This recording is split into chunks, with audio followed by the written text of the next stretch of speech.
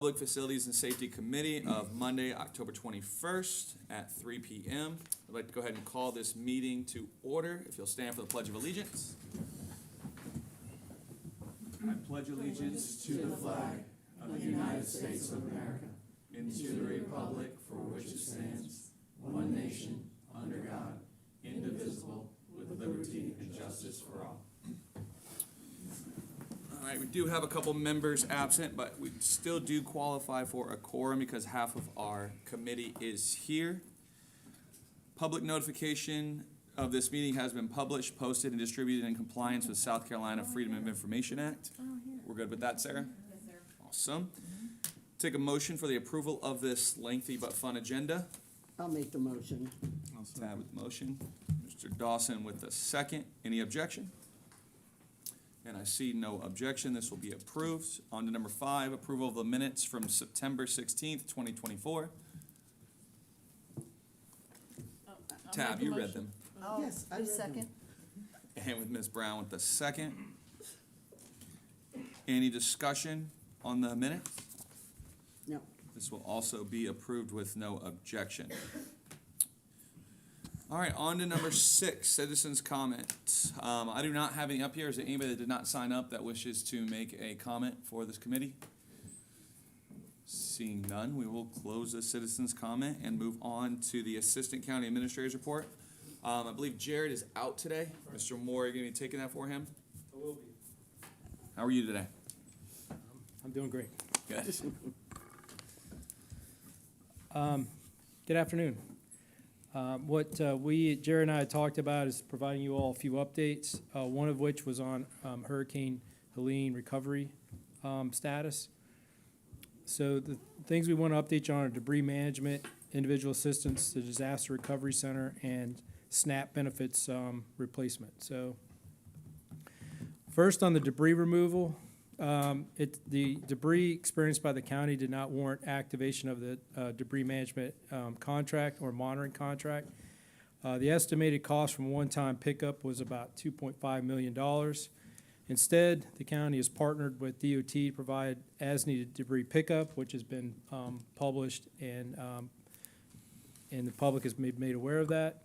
And the focus on larger debris that residents would struggle to take to the convenience centers on their own. And then we also authorized several waivers to allow county residents as many visits as they needed to clean up their yard debris. So that's where we're at on debris management. On the individual assistance, we had notified you previously that it has been granted by FEMA through the Major Disaster Declaration. This opens the door for FEMA assistance and other federal agency assistance for those residents and businesses who suffered uninsured damage and losses because of Hurricane Helene. And residents and businesses can apply for disaster assistance at www.disasterassistance.gov or by calling the FEMA helpline at 1-800-621-3362 or downloading the FEMA app. This information is also available online. Disaster Recovery Center. The county's working with South Carolina Emergency Management Division and FEMA to open a fully staffed assistance center called a Disaster Recovery Center. This will help residents and businesses to register for assistance if they've had difficulty applying online or on the phone. Once the dates have been confirmed, information on DRC will be shared with the public. And then lastly, SNAP recipient benefits replacement. So SNAP recipients have until October 26 to apply for SNAP benefits replacement due to food that was lost as a result of the power outages experienced during Hurricane Helene. Proof that a resident was affected by a power outage will need to be provided to DSS in the form of an outage verification letter. SNAP recipients can obtain these letters by contacting their electric provider. Dominion Energy has said that letters can be requested by calling 1-800-251-7234 or through a customer's online account. And SNAP recipients can visit the local DSS to apply for benefit replacement. So a lot of good updates there. Hopefully, if you feel any questions, please let us know, staff. I have a question. I think I know the answer. I've gotten several questions about the boat landings Okay. that were pretty much destroyed. Well, not destroyed, that's the wrong word, damaged. Yes. We are, I believe, assessing all the boat ramps. I believe, let's see. You got an update? All right. And before I do this, I want to just update you all that Bradley is now our Public Works Director. So that was one of my other updates, so. Having said that, please step to the mic. Yeah, thank y'all. Thank y'all. If y'all don't know me, there again, Bradley Harriet, new Public Works Director. So glad to be in the position. Hope to, keep doing great things here in Beaufort County. So just a quick update on boat landings.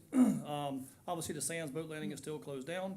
I actually had an interview with WSAV this morning, kind of off a limb. They wanted to talk to us more or less about our, they were talking about the Sapelo Island event that happened this past weekend, so very tragic.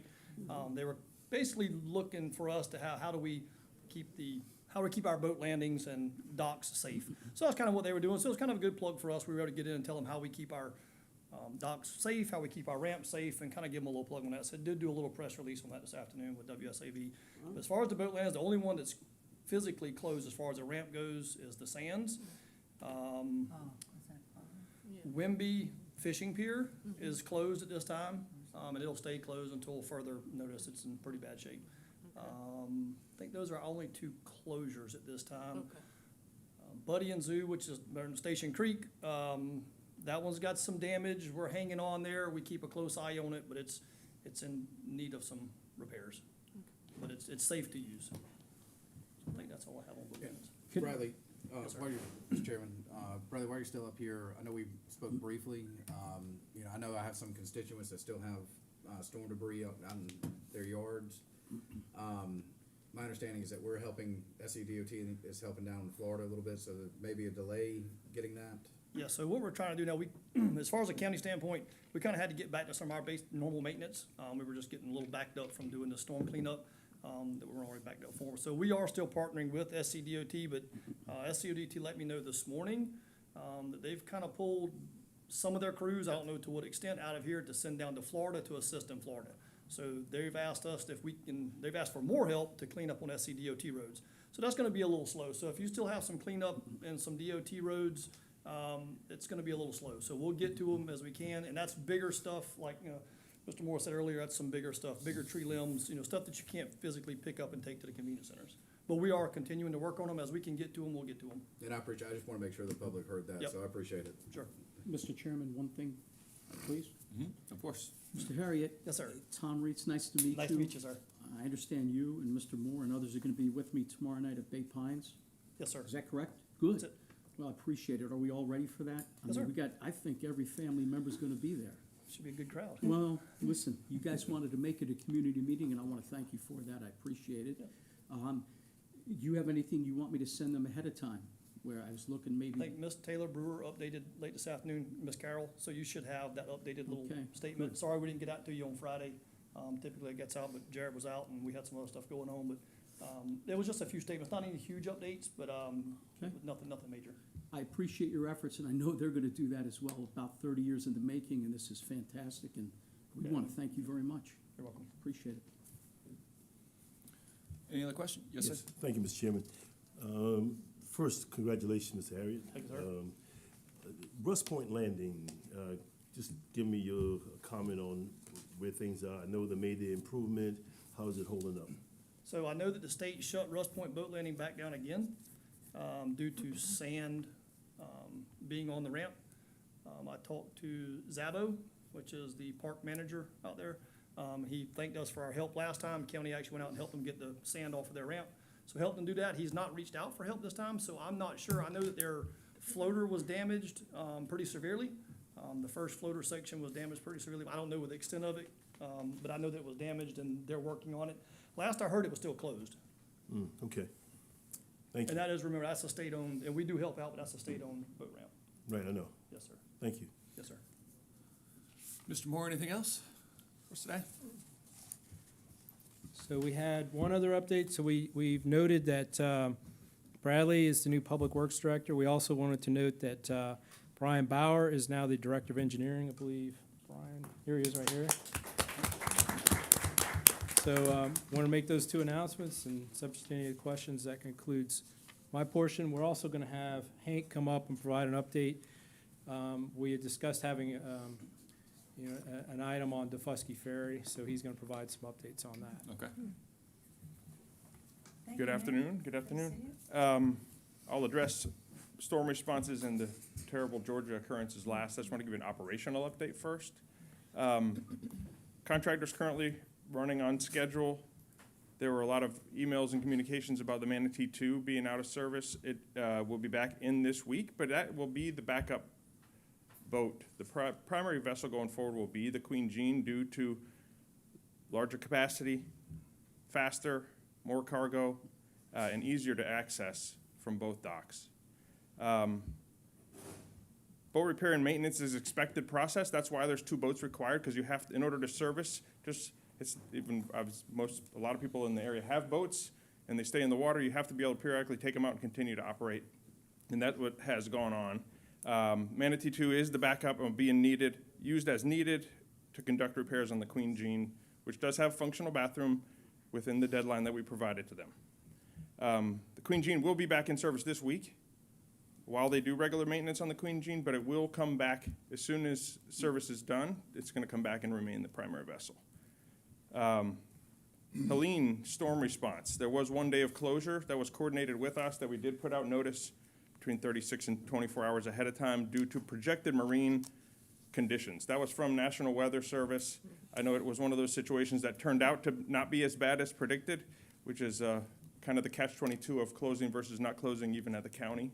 But that was done in accordance and in coordination with us. And Hannah helped put out emails to everybody who owns a pass to the ferry, again, well ahead of time.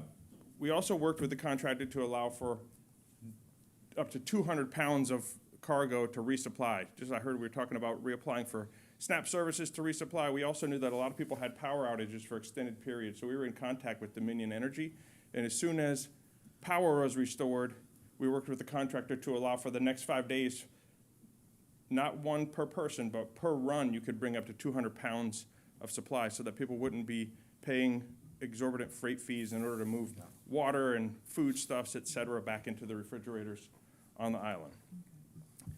Bradley touched on it a little bit earlier. As soon as we heard of this terrible incident in Georgia, we immediately began to inspect and check on our processes that are in place of how we inspect and re-inspect the docks, especially the ones that carry more individuals than a normal recreational day, such as Pinckney Island. And so the good news is they do have a very regular rotating schedule of inspection to include every other year private contractors diving and checking the undersides of these. But that doesn't mean we're not going to redouble efforts. So we're working even with the contractor and internally to recheck these items because of the obvious reasons. On the DeFusky side, we are working with the contractor to make sure that the additional safety inspections are in place. The lease for that dock is between our contractor and Melrose. However, we have obtained a copy of that just to make sure that we can properly inform, put on notice, and help coordinate repairs if necessary to ensure the safety on that side. If you have any other questions, you can go ahead. Yes, ma'am. Hank, on the DeFusky side, doesn't Melrose Landing own the dock? Yes, ma'am. That's where we asked for. And we contract with them? We do not directly. So that's good. I'm glad you asked because we do not directly contract with them. We have never directly contracted with them. Previously, Hague Point maintained a contract for the temporary use because remember, we have condemnation proceedings in place and ongoing on that dock for us to own it. Oh, I didn't know, okay. I thought that In the interim, we have said to use that and we reimburse for the least expenses to utilize that dock. But that means that the contractual relationship is between the ferry company and Melrose. We have communicated with Melrose throughout the okay. last year or more, but really in the last year since this new contract's been in place for everything from broken cleats to any obvious issues. The one thing that we would like to improve immediately would be smooth decking, but that would be first step if and when we own that dock. We continue to push, and that's why we wanted to obtain a copy of that lease so that we could properly monitor that relationship. Thank Any other questions for Hank? Thank you, sir. All right, we will move on. Go ahead and close the county administrator's report and go on to number 8, the 2024 sales tax update presentation. This currently is just for information purposes. All of us on council just got some of the other pamphlets to be able to hand out to your residents, people in your area. With that said, one thing I will address real quick before you start, if I could, is there's a lot of misinformation going around in the Bluffton area that people are saying that the referendum funds 5B. It specifically says in the referendum that the money cannot be used for 5B. So I just want to make that clear for the public, and hopefully people in Bluffton as well. I'll be putting this up online, I'm sure others will, to decide whichever one to vote for or against is fine either way, but the question is just make sure you have the correct information, and that's the information we should be putting out to the public. Let's get started. You and I are gonna have a fun day. Hopefully. Well, I appreciate the opportunity to come up today and provide a little bit of additional education on the sales tax program. So I think we have a presentation. Okay. Oh, no problem. So going through it, so on November 5th, the 2024 sales tax referendum is going to be on the ballot. And so going through that, it's been broken down into projects and programs.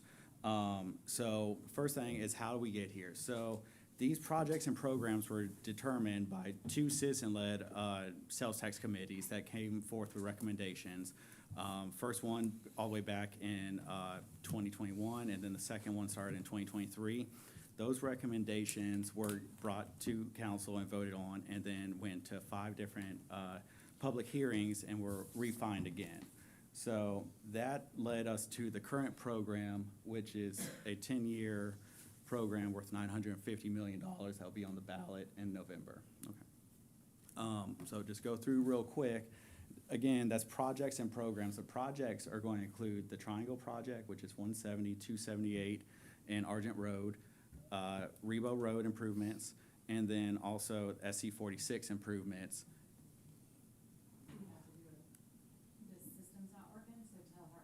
Okay, if you can jump 2 slides. Oh, sorry. Nope, keep going.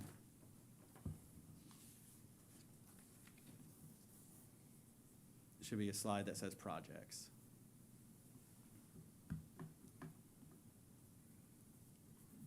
Right there. So last one, and then the completion of the 2018 sales tax programs. And then we have a bucket in there for municipalities, 30 million to Hilton Head, 30 million for Bluffton, 10 for Port Royal, 10 million for City of Beaufort, and then another 10 for Northern Beaufort County. And that leads us to what we want to talk about today, which is the programs. So these are going to be buckets where it's set aside general funding for green belts is 50 million, mass transit is 80, safety and traffic flow is 100 million, dirt road paving is 80 million, resurfacing is 50 million, another 20 million for pathways, and then 55 million for resiliency and emergency evacuation routes. So green belts is the first bucket here, and this is initiatives to reduce congestion, promote recreation, and preserve landscape. So, and this is going to include the set aside or purchase of real property for conservation, protecting natural resources, land swaps to buy down density, creating active and passive green space. And then, so this will be similar to our green space program that's going on now. And so that's priorities could be based on, you know, funding availability and matches, stakeholder support, and planning documents that are out there. Next bucket is mass transit. So this is going to be for the movement of citizens around the county through public transportation, which could include buses, which is the Palmetto Breeze, airport, or ferry service. So a portion of this is going to go to operational expenses for Palmetto Breeze and others. And then the rest could be included for capital improvements, expansion, additional routes or terminals, ferry embarkation, and some prioritization methods for this could be things that are on approved CIP list, things that provide additional capacity to workforce to get people back and forth. Next bucket is safety and traffic flow, and this is an important one. So this is going to aim to decrease congestion and improve the safety of the traveling public. So this could include things like improvements to intersections, traffic signals, retiming, the addition of additional turn phases, turn lane or other intersection improvements, corridor improvements, or it could be something as simple as restriping a road to make, you know, a little bit safer for pedestrians or our motorists. So some priorities that could go to this are projects that are on current plans, ones that have grants or additional funding sources available. And so some planned projects that we have are intersection improvements, including turn lane at US 21 and Laurel Bay, Buckwalter Parkway and Parkside Drive signal improvements, intersection Lazon Drive and Rebo Road, that's a big one.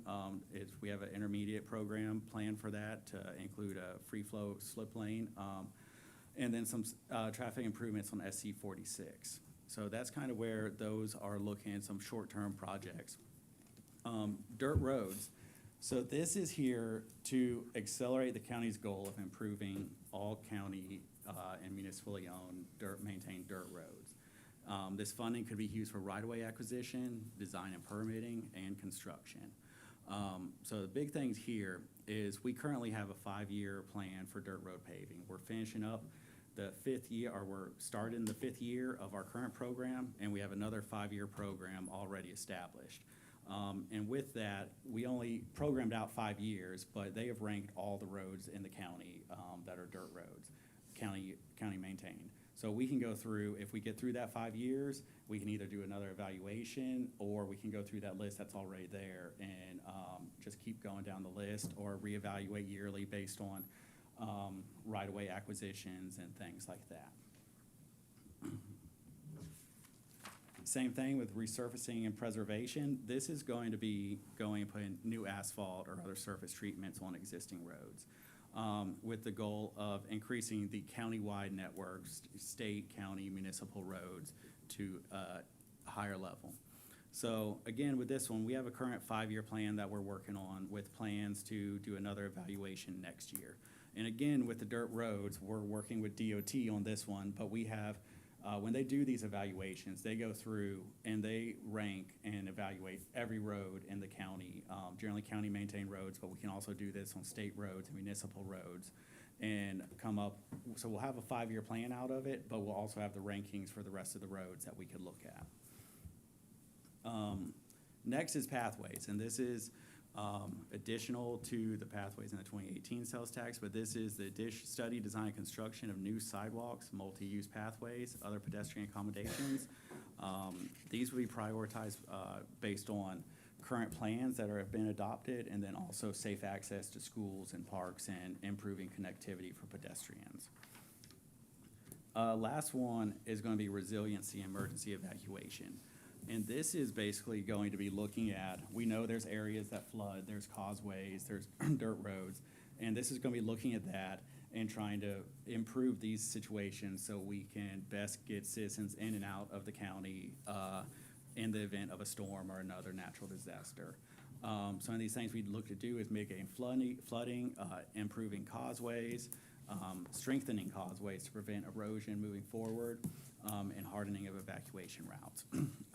For this one, things we could look at to prioritize is ones where we know are flooding. We're doing a vulnerability assessment of our roadways now, so that could come into it.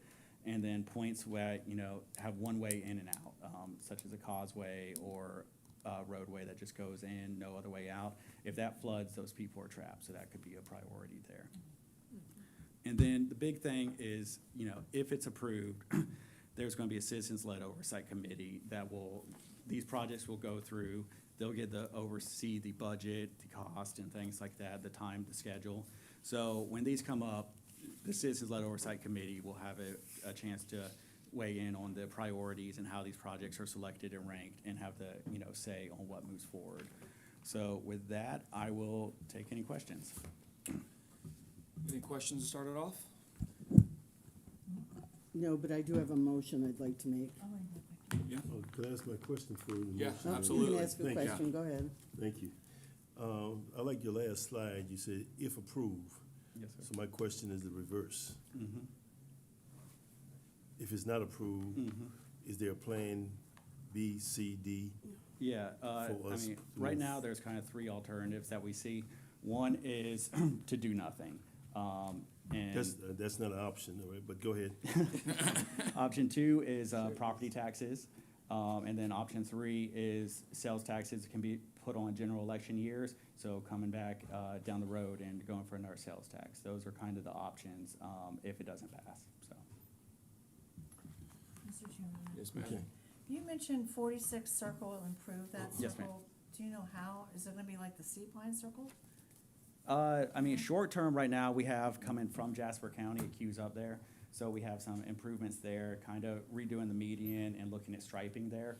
But there's a long-term study, we're doing one, and LATS is doing one, that will determine what those long-term Oh, effects Lats will is look. doing one as Yes, well? ma'am. Okay. So that'll determine what the 'Cause I long-term. avoid that circle at all costs. I go all the way around. Yes, to ma'am. get- But yeah, long-term, I don't know if we exactly know what that'll look like, but it's being studied now. so. But the Seapine Circles, I was just on that on Saturday, and it's nice how you get in one lane, you're gonna go exactly where you need to go. Yes, ma'am. Right? It's Yeah. like that. So there's a couple different alternatives that have been looked at. I think right now they're going through a process of taking county study and lat study and kind of making them work together. But, so that's where that is. Don't know what those long-term improvements will look like just yet, but. Oh, thank you. Yes, sir. Before Tab goes, I would just like to say, a lot went into getting this to make sure that it benefits all of Beaufort County. You see nonstop people talk about anything from lights, traffic lights, smart signalization, stormwater. And then also one of the big things too, I want people to realize, and correct me if I'm wrong, but when we talk about mass transit, that can be used for the ferry service or embarkation. So if we have to build somewhere, whether it's Pinckney or somewhere else, whatever that might be, this is an opportunity to get us that funding, so we're not waiting for funding for years and pushing something even farther down the road. In my area, Woodbridge has been asking for a light forever. This is something that gets funding for that. Stormwater obviously hits all across Beaufort County, and this gives us the ability to have access to that without having to wait on the federal government, but maybe that's something that we can get in grants to get that money back and reuse it again. And this is what gives us the opportunity to do that. With that said, I will leave it up to Tab, but I will let everybody know too, BeaufortCountyPenny.com. That's where you can go to find more information. If you haven't seen the pamphlet, it gives all the breakdowns, makes everything clear of what the questions are, just so you're educated, because that's half the battle right there. So, Tab. Thank you, Mr. Chair. Before I make my motion, I do want to point out, it's in the brochure, so that everyone knows there are two parts to the question. There's question one, question two. Yes. And the second question is approval to bond $515 million of the funds from question one to potentially build some projects sooner. Some residents have said they weren't aware of that. It's in our packet every meeting, but not everybody goes through the 500 pages of the packet. So I just want to point it out, it is in here. So I'd like to make a motion. I move that we recommend to full council that the council authorize our chairman to create a subcommittee for the purpose of reviewing applications and making recommendations to council for the appointment of 3 county members for the Citizen Oversight Committee that will provide oversight of projects, and that they would be seated if the referendum is approved by the voters. And also that council will ask staff to create a web portal and an application for residents to easily apply to serve on this oversight committee. And additionally, I would really recommend that all of us on council encourage interested constituents in our districts to apply to serve on this committee, because the citizen oversight is extremely important. It's been very successful for the schools. So that's my motion. All right, we have a motion. Do we have a second? I'd like to second the motion, Mr. Chairman. Questions? Howard has the second, absolutely. Question, how many, Yes, sir. how many members are gonna serve on this oversight committee? It's 7. There's- 7 total, 3 are, Seven. 3 are appointed by us. And the other 4 are municipalities. And I would like to say also to it is no elected officials allowed. We made sure that we put that in there. So it is done by the citizens and not by people that are already holding an office. Right. This is being structured the same way that we structured the recruiting process or interview process that we did for Green Space Committee, which so far has been very successful. We're already on our 4th project, and we're a year into that. And I hear we have 2 more that are coming in the next couple months. So far, the committees that we've set up have been successful. That's a big difference. People ask from the other referendum to now, and that's the difference between this council making changes so we can actually get some of these projects rolling the way they're supposed to. Any other questions, comments on that before we take a vote? Can this be done without objection? This will move forward to county council, and I see no objection. All right, thank you, Tab. Thank you. All right, we'll move on from number 8 and go into number 9. Recommend approval to council of an ordinance authorizing the county administrator to execute all necessary documents for the acceptance of a drainage easement located at 1 Flamingo Cove on parcel R 200-005-00A 0040-0000. Jared is not here today. I believe Brian, we're gonna be, oh, my bad, my apologies. There's a couple of these that are gonna be popped up. And, a lot of people ask questions, why do some of these projects take so long? Because you have to have the easements for every single parcel. It's the right way to do government, and sometimes that takes time to do. Floor is yours. Yeah, so, number 9, first one there, that's just a very small section of infrastructure that already existed that the county owned, and we just did not have that little short easement there. And all of that county drainage that conveys down Flamingo Cove, which is a county road, goes out through that outfall there. So we just needed that little short piece to be able to maintain it. And actually, that's a pipe that goes through there, so there's really not even above ground, it's just all pipe maintenance, so we can do from each box. So it's all internal maintenance. Perfect. We have a motion? So moved. Second? I'll second it. Tab with the second. Any objection? I don't have no objection. Yes, sir.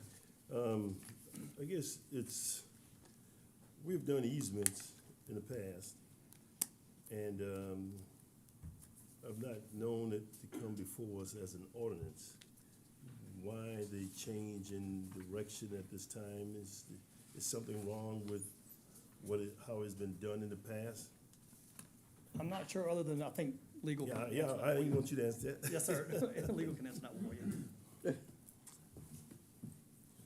It's a legal requirement pursuant to the South Carolina State statute. Anytime you convey property rights or receive property rights, it has to be done by ordinance. And if it was not done that way in the past, it's been corrected to where that is the way that we So convey you're property. telling me that all stormwater easement, even for drainage ditches that's in the county right now, has to come through here for approval? If we or are an acquiring ordinance? property rights via, into the county, and an easement is a property right, it has to be done by ordinance.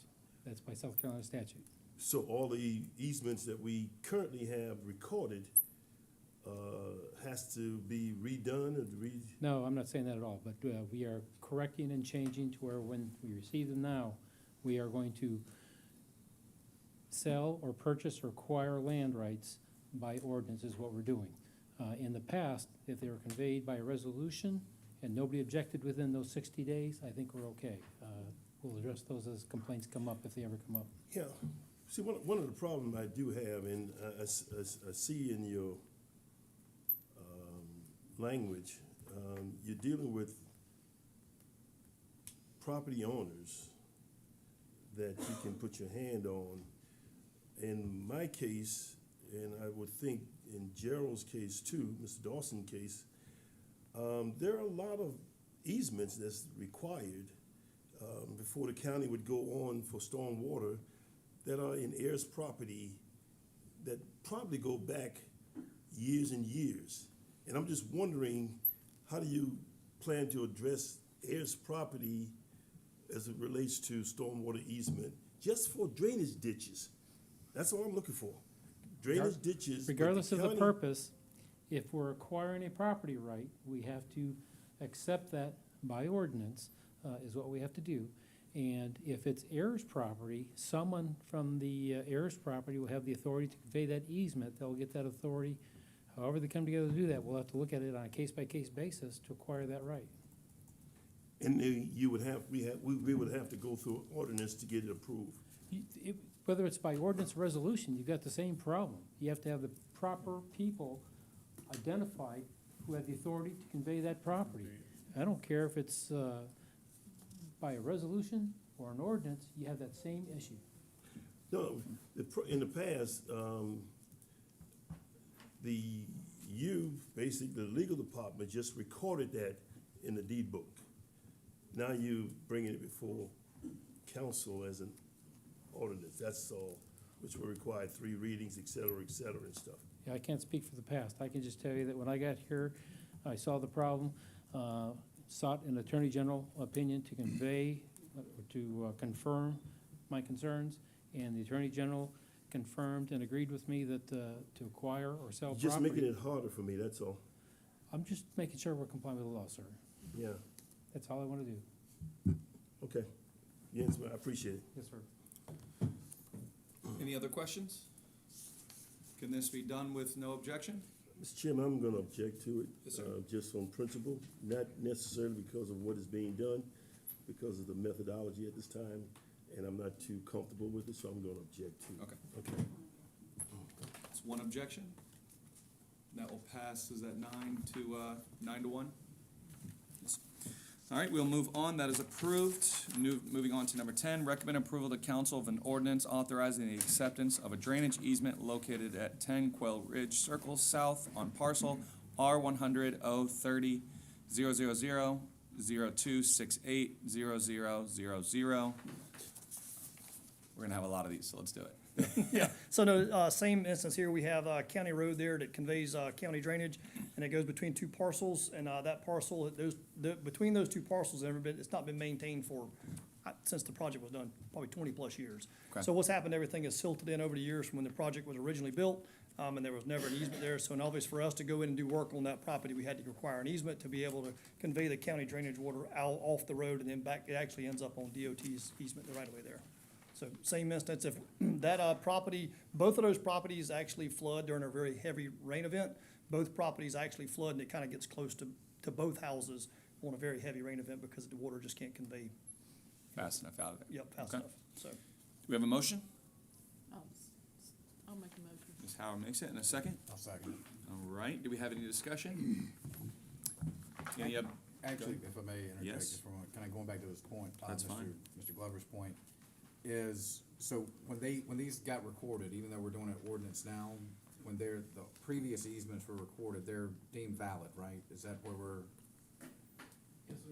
I think- I would say that they're being done. Okay, and I have heard of individuals having, basically a handshake agreement with the county a long time ago. Is any of that still out there, do you know? No. One of the last meetings we went to, people were talking about it, so. Oh, yeah. That's how it was done back in the days. Yeah. Back in the days. Okay, but we're not doing that anymore. But it makes it very difficult for heirs property, and that's all my point is right now, is that it makes it very difficult for heirs property. Particularly when the heirs may go back as far as the Civil War, And however we right can after help, the Civil War, really. however we can help them out, we're willing to help them out. But we just want to comply with the law to make sure we're doing things as the statute requires. That's all we're trying to do, sir. I Well, do want to would point also out on this particular property that you'll see Stephanie Negid, her name conveying an easement to the county. She's the owner of the property. She's doing that in her individual personal capacity. She's provided a conflict of interest form. She has no play in the county, not involved in anything. She's just the property owner, and the easement goes across so the county can have the storm drainage cross through there. So I just want to put that out so everybody knows of that, but she's had no involvement other than conveying that easement to us. She's not, no financial gain, no financial interest or anything. It's just, it happens to be her property as a resident within the county, not in her capacity as an employee. just touch on Mr. Glover's point. I could see how it could make it more difficult, but I also see it as a method of protection as well. That stops us from going on property without permission. No, I agree So with that. that's, and whether it's stormwater or electrical lines or whatever it might be, still have to have approval to do it, or extending a road, or widening a road, or a right-of-way for turning, or a sidewalk. I mean, so I understand it definitely can make it more difficult, but it's that catch-22. It's also a protection for homeowners or property owners for what they've purchased, you know, or inherited, whatever it might be. So it is that catch-22. I can understand the frustration. And the problem is that you got stormwater in rural community, and it's backed up.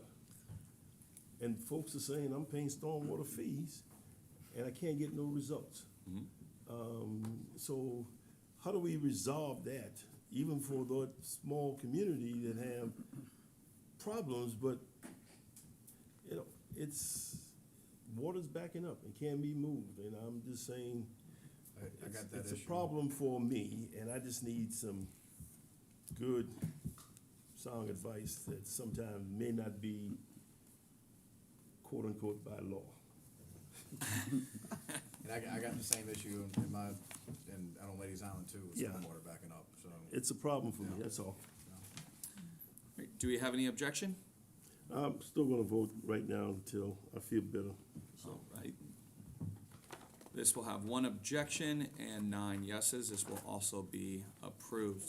Moving. Larry? Do you need Larry to say something? We're missing Joe, Mark, that puts us at 9. Oh, yes, you're right, I'm sorry. Thank you, 8-1. I was like, I know I can count. Larry's right there on the screen. He's quiet today, but you know. All right, moving on to number 11. Recommend approval of the council of an ordinance authorizing the county administrator to execute any and all documents necessary to accept the right-of-way of Fish Hole Road. Do we have a motion for that? I'll motion that. And a second? I'll second. Ms. Howard with the second. And do we have that pulled up on the screen as well for him?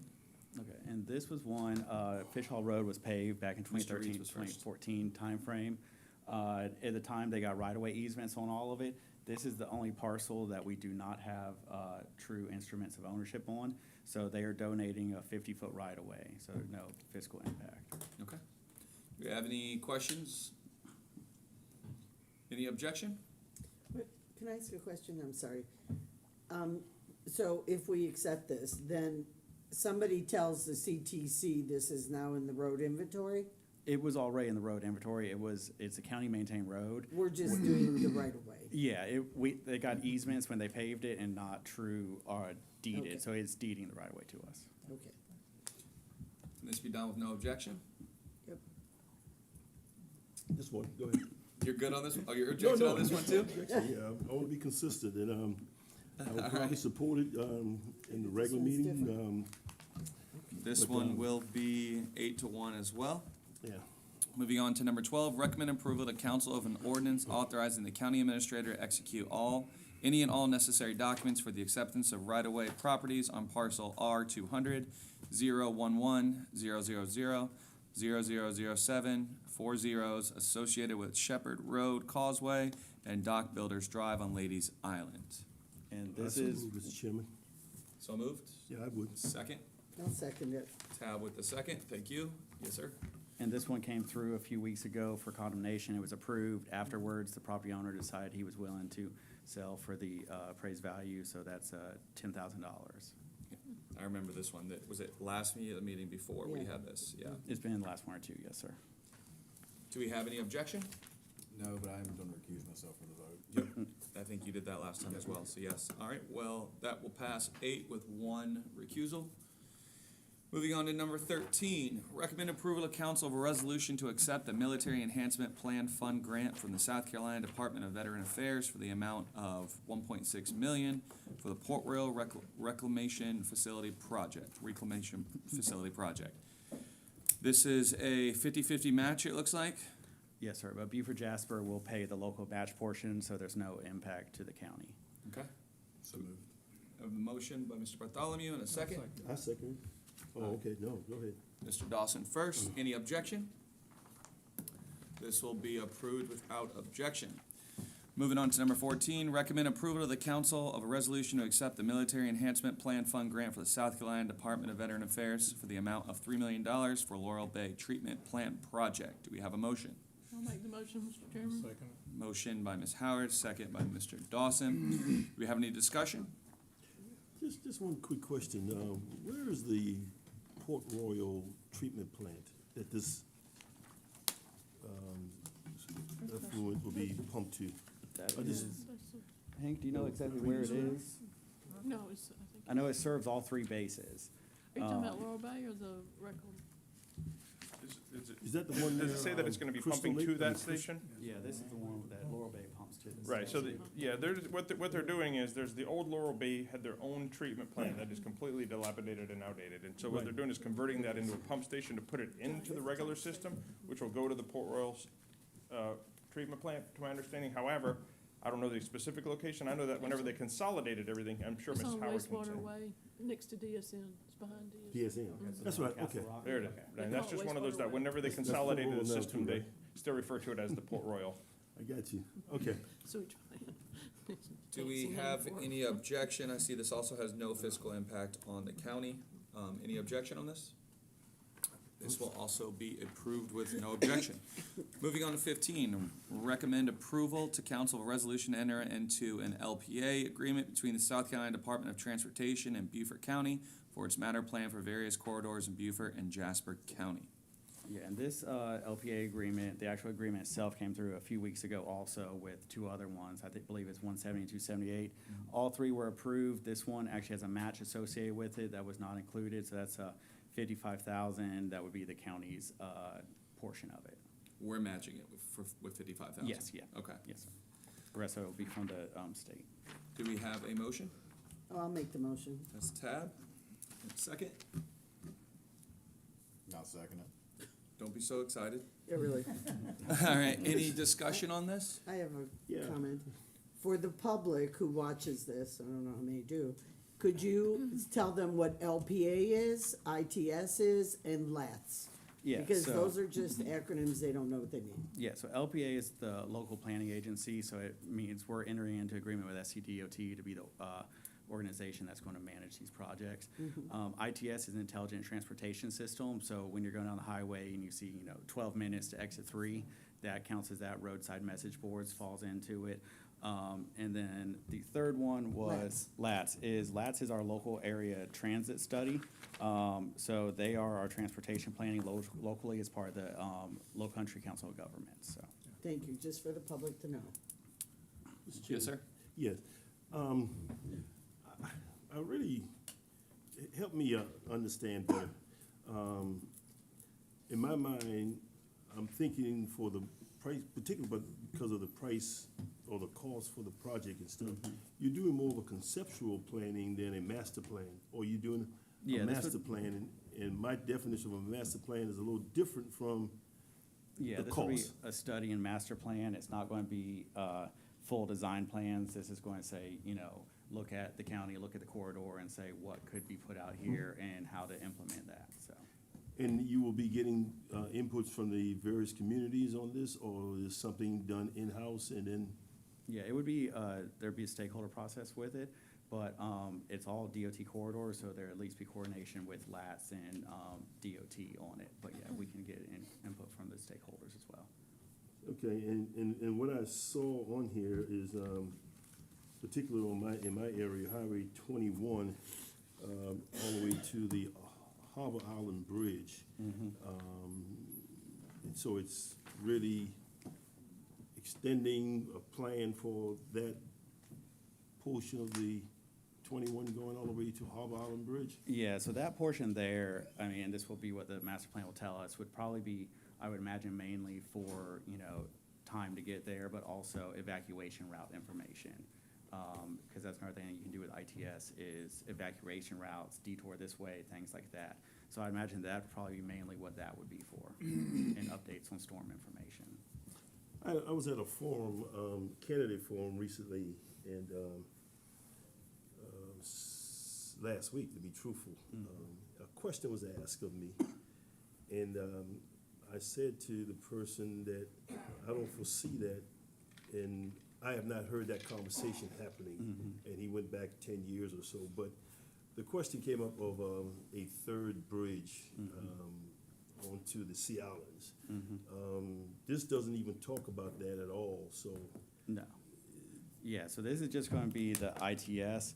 The county does not have any plans for a third bridge, but it is something that LATS has said that they're going to look at, so, They're gonna look at it? yes. Okay. Thank you. All right, do we have any objection on this? I see no objection. We'll move on to number 16. This will be approved. Recommend approval to council of a contract award for design contract to Kimley Horn for the realignment of SC 462 at SC 170. And this is going to look at, right there where 462 comes into 170, it's kind of in a curve on 170, and it's a awkward intersection. There, in the morning, there's a lot of traffic congestion there. So this is going to look at realigning it, moving it further back towards Beaufort, and it'll have a traffic circle further up, and this is going to allow for better traffic flow, and also, possibly give future plans as far as like the cooler track there and better access to all these areas.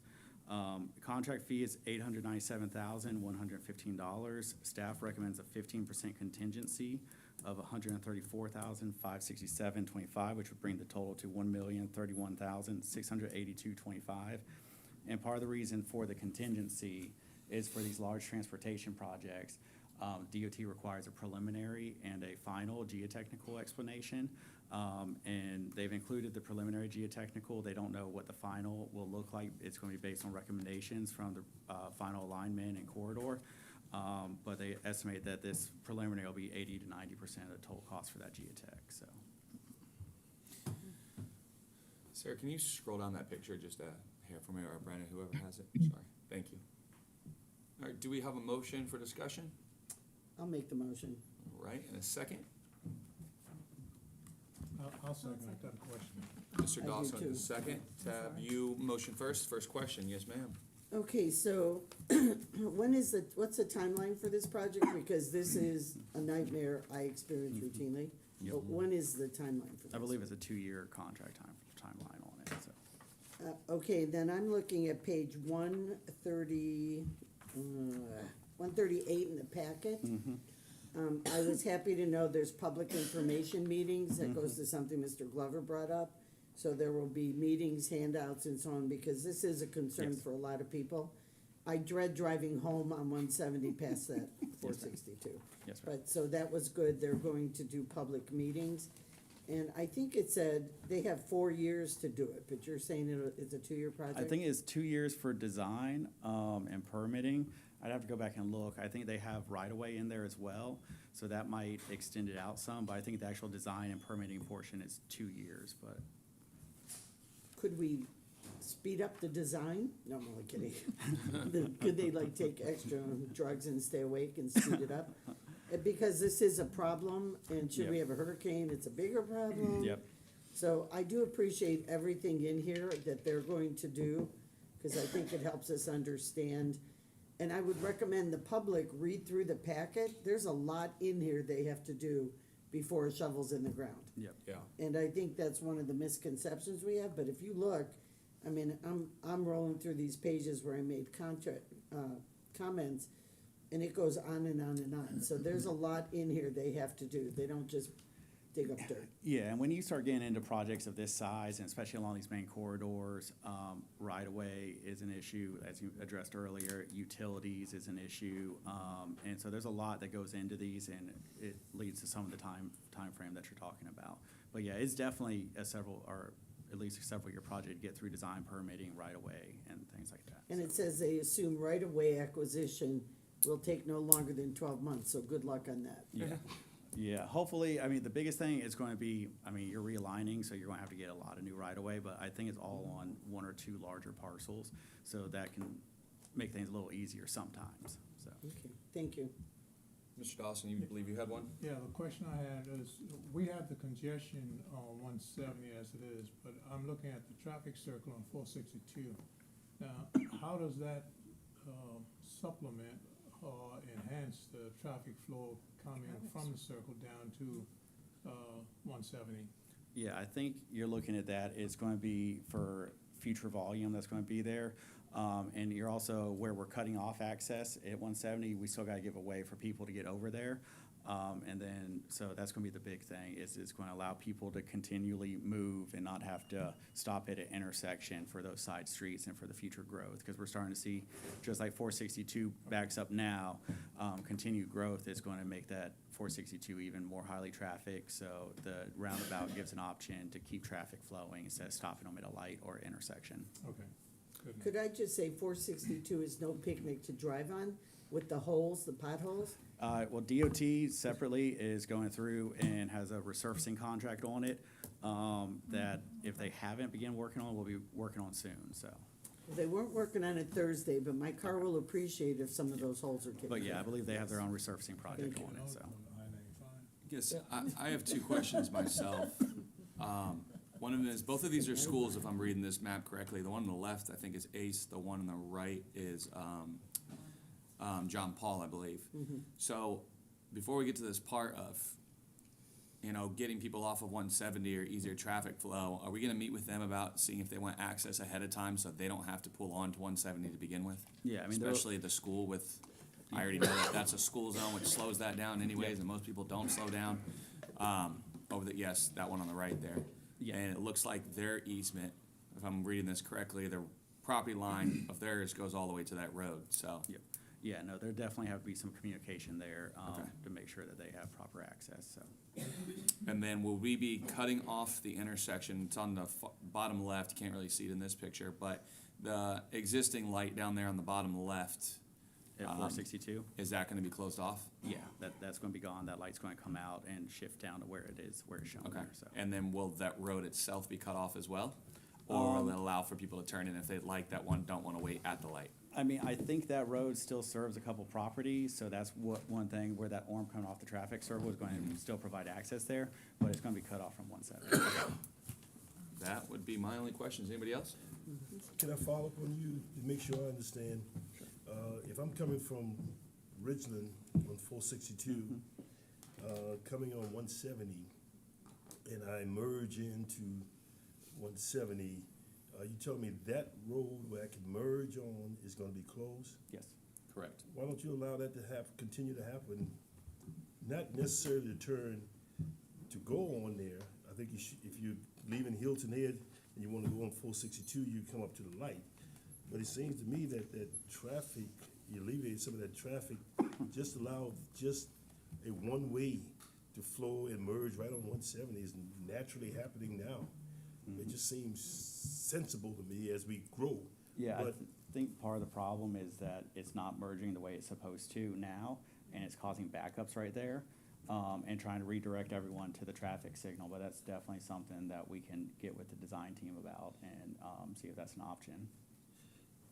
the only problem, well, you know, I'm just saying if you're coming from Bridgeland, it'll make it a one-way into 462, merging right into 170. It makes sense to me.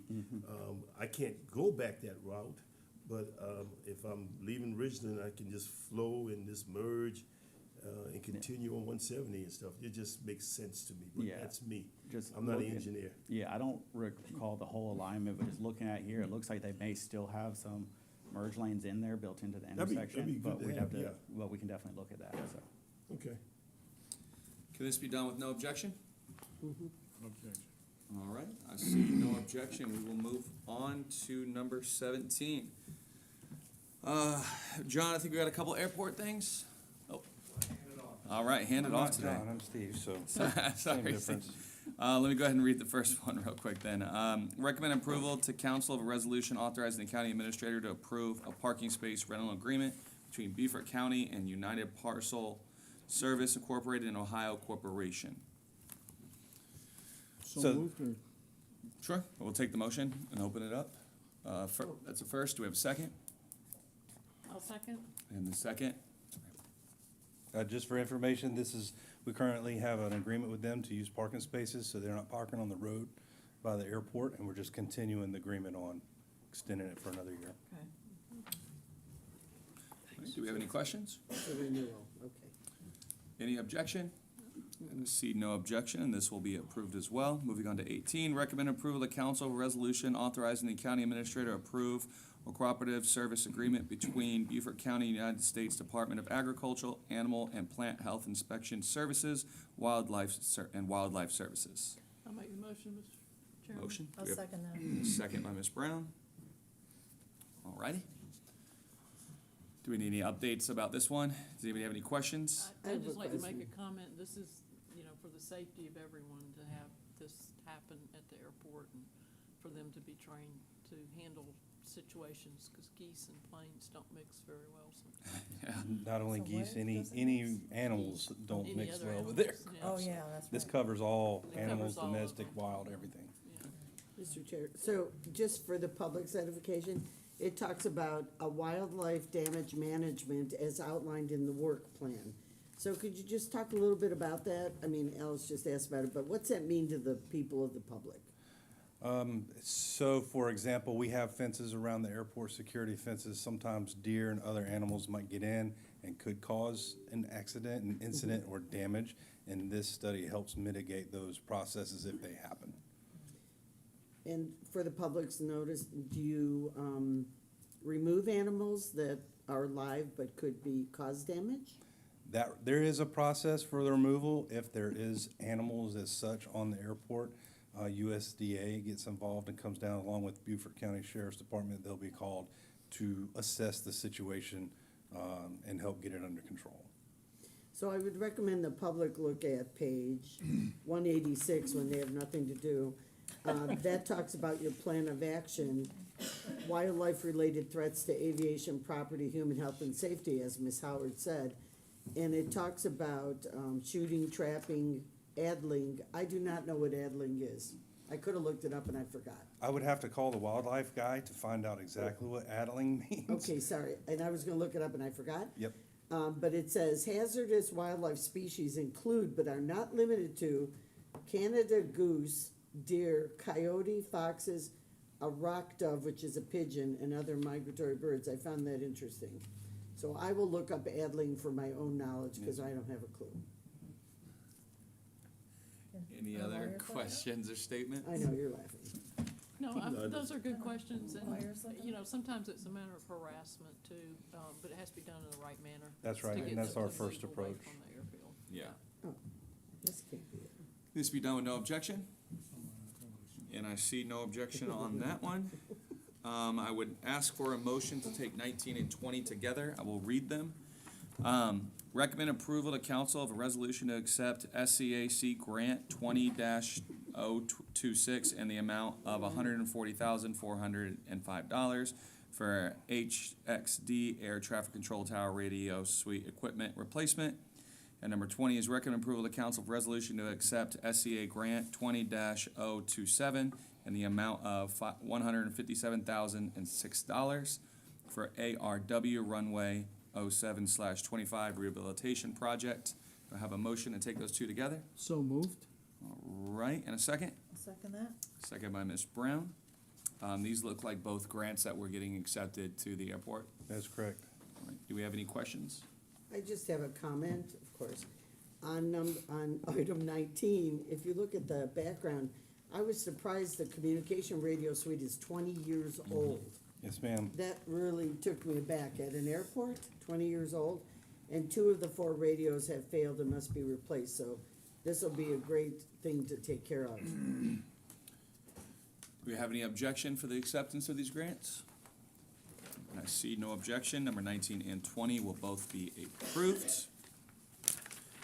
Right, on to number 21. Recommend approval of council for a Talbot, Bright, and Ellington work authorization 2119-2401 for ARW runway 07/25 rehabilitation project. So moved. I'll second. And a second by Mr. Bartholomew. If you could just go over it a little bit for us with the numbers and break that down, that would be much appreciated by me at least. Absolutely. So this is the work authorization simply to allow our consultants to come in and provide quality assurance, any specific or requested testing and inspections to go on during the project. The number is included in the total cost of the construction. The total cost of the construction is included in that, to include FAA in South Carolina and local match. Okay. So the exact, that's what I was trying to break down. The exact cost to us is Well, the 5% is what I'm the looking at? or not? The 5%, that's of the total cost of the entire construction cost. sponsor? Okay, Out of that, the work authorization It's 214. amount is 214,700 Yes, sir. for the Talbot and Bright portion to do the inspection and quality assurance. Okay. We have any other questions? If I'm correct, you received 2 bids for this? For the runway project, yes, Yeah, ma'am. not 3? 2 bids that were qualified. So there were more that were bid, but only 2 I think qualified? there was 3, but the third didn't have the Because there's no qualifications that were. bid sheet attached, that's why I'm asking the question. Your other one. This you is do the have a work bid sheet. authorization, so we'll have to go to, I believe it's on here. Number 22, that one will have the bid sheet for the That one contractor. has a bid So sheet, this is correct. just the work authorization when the contractor comes in. I think that's next, Okay. so we gotta get to it. Can 21 be done with no objection? And I also see no objection there. That will also be approved. Number 22, recommend approval to council of a contract award to Quality Enterprises USA for IFB number 070924 ARW Runway Rehabilitation Construction Project. Do we have a motion? I'll make the motion. I'll second. And then the second, Mr. Reese. Any other discussion? I think this is the second part of your question you were just Yes. asking. Yeah, and I Ms. think I Chadwick. get it. Last time Mr. Rimbold said there were only two really companies that could do it, Yeah. APAC and Yes. Quality Enterprise. I just wanted to double check again. He did tell us the last time. Yes, ma'am. Do we have any objection? No. All right, this will also be approved with no objection. Number 23, recommend approval of the council resolution authorizing the county administrator to enter into a letter of agreement for shuttle service between Beaufort County and the Best of Hilton Head. We have a motion So moved. and a second. A second that. All right, I guess my only question would be, is there any impact, positive or negative, for us at Beaufort County? This is a revenue generating shuttle service. So as you can see on there, it's $1 per passenger. They have a 15-passenger van. So if they don't meet the $5 minimum, no matter what, if it's one passenger, it's $5. It's $5. So this could fluctuate depending on the time of the year and everything. Yep. Obviously, it's gonna be better during the summer than the winter, so on. That's so on. right. Okay. And didn't we approve others to do this too? I think like You 4 or you 5. approved the same that's one what I thought. previously, and that was on an interim basis. They wanted to get in and see if it would work and be viable. It is, so now we're entering into a contract on Good. it. I believe we entered in with a couple other like limousine what I companies and thought, taxi yeah. companies as well. I know you and John have been cleaning up a lot of these, so it's been a busy summer with them, but we're happy you guys are doing it and we're getting it done the right way. Yep. Any objection? And I see no objection on that either. That will also be approved. Number 24, recommend approval to council of a resolution authorizing the county administrator to accept a grant and aid form from the South Carolina Department of Public Health. Do we have a motion? I'll make, Mr. Dawson. Mr. Dawson, the I'll motion, second it. Tabernick with the second. It's a good one. Do we have any discussion? And I see no discussion. This will also be approved with no objection. That is approved with no objection. Moving on to number 25, recommend approval to council of an ordinance authorizing the county administrator to execute the necessary documents to purchase and to fund the purchase of the real property located at 247 Robert Smalls Parkway. It looks like the impact is fair market value, which will be added after, I'm assuming, an appraisal. I got the appraisal today. Perfect. Oh, What are we okay, good. looking at? So, as you read in the exhaustive AIS, this is our third swing at this pitch, and we do feel like this is a good building. The appraisal confirmed it. Was asking price was $2,790,000, and the appraisal was $2,720,000. It's in good shape. What it has that we needed, and was even tight in the last one, is a little bit of extra land for parking and staging of state vehicles for the health department. And while it's tight in the front, that's a big public access. We're just asking for your approval to move this forward to council, and I'm very glad that the appraisal came in today so we could potentially move forward. If you have any questions, you can go for it, but there will be one I would anticipate is there will be some upfit necessary that we would have to put into a CIP budget in the future. We currently are in the process of moving the health department out of the King Street properties. That will be done the first week of November on an interim basis to our Duke Street building and upstairs, but that's not a long-term solution. That's why we were trying to get this solved. Do we have any idea of, I mean, obviously not as specific as you had to put it out to bid, of how much that could cost? The previous upfit to the building on Rebo Road was around $1 million. This building is better and more finished. We anticipate, we've actually purchased some cubicle systems for the interim move that can be reused into the new move, and that was strategic and why we bought them the way that we did at the choice of, keep wanting to say DHEC, but it's now called the South Carolina Department of Health.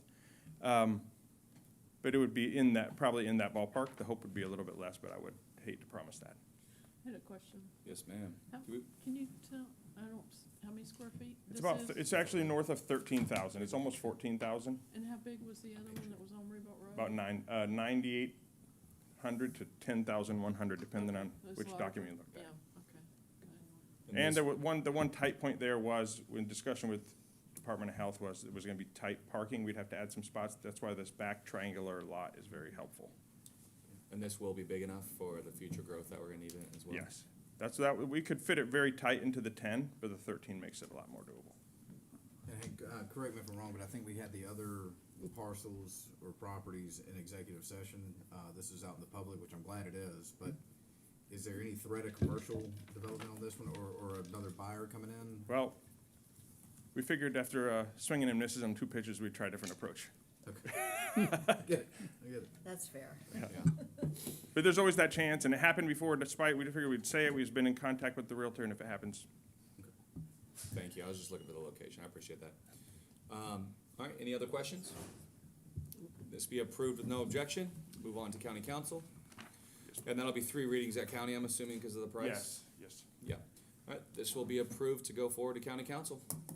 I want to congratulate Hank on working on this here, because this has been, long Years. overdue.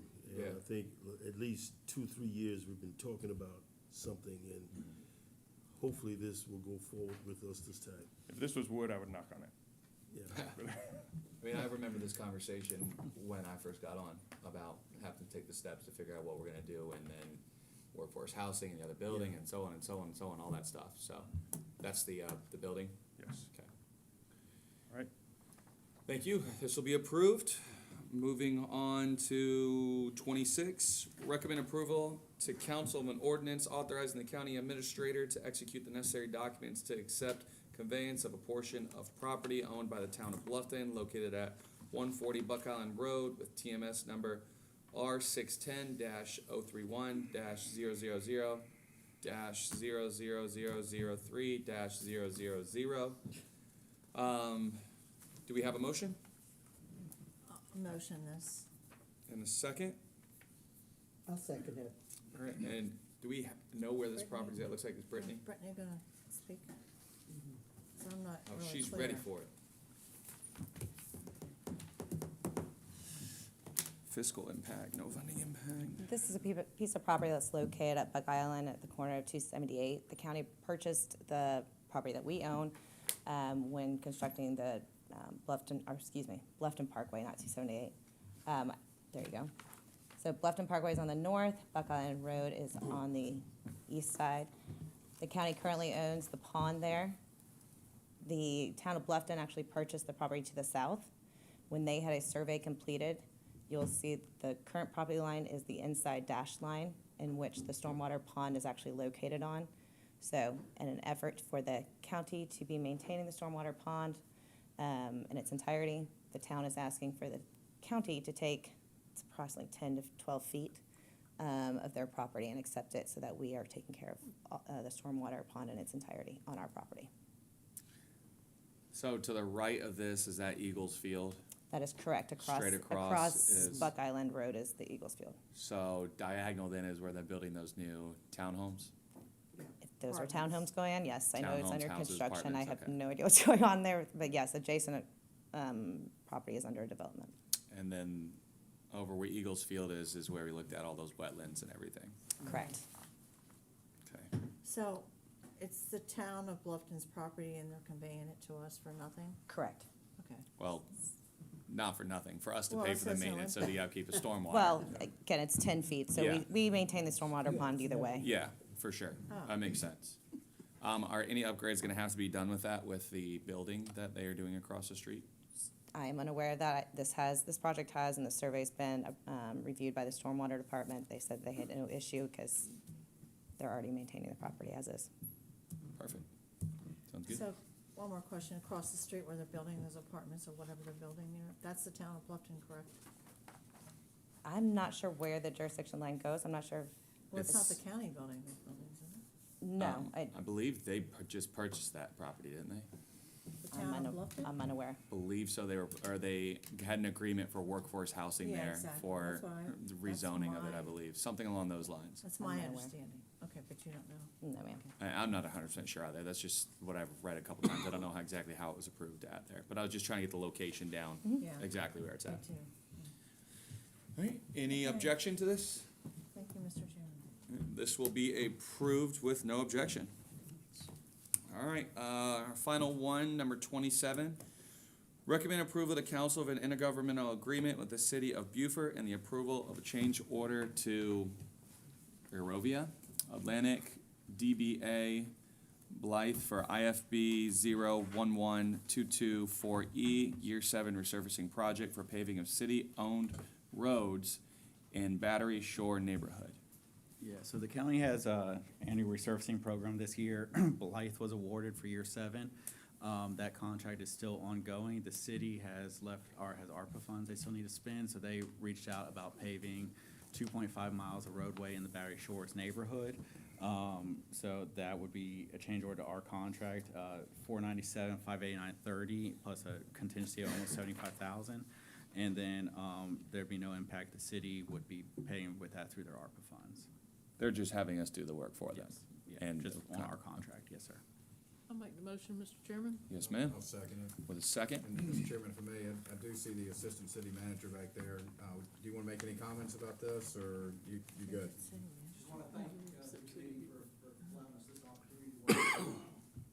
Thank you. Look at us building us relationships with municipalities. I love it. Do we have any objection? No. If you're not having fun with it, guys, then what are we really doing here? I know. Okay. I get it. And I see no objection with this, and with that, that finishes our agenda. And at 4:16, we are adjourned. Oh, wow.